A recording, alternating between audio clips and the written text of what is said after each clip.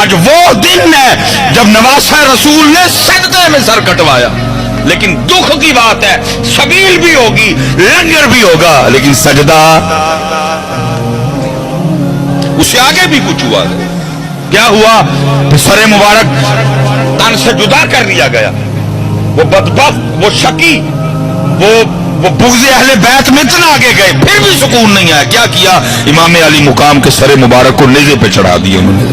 لیکن قربان جاؤں اس سر پاک کی شان پہ اور نیزے پہ چڑھ کے بھی قرآن پڑھا دے.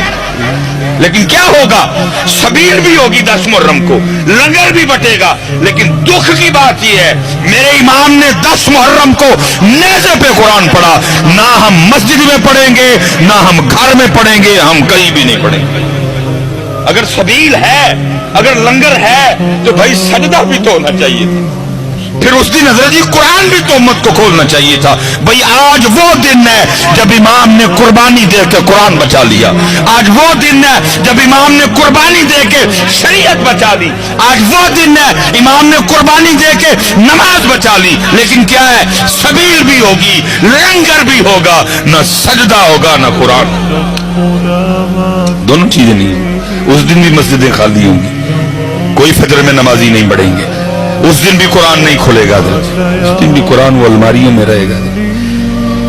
لیکن اتنے کتنا پیار میرے امام کو قرآن سے، امام حسین رضی نیزے تھے قرآن.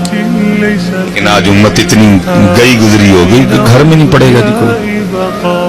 اس لیے حضرت جیسے حضرت کہہ رہے تھے دوئیں کلے سونے لگتے ہی نہیں ہے. نہ قرآن کلا سونا لگتا ہے نہ اہل بیت. اہل بیت قرآن، قرآن اہل بیت، اہل بیت قرآن. جہاں اہل بیت ہوگی وہاں قرآن ہوگا، جہاں قرآن ہوگا وہاں اہل بیت ہوگی.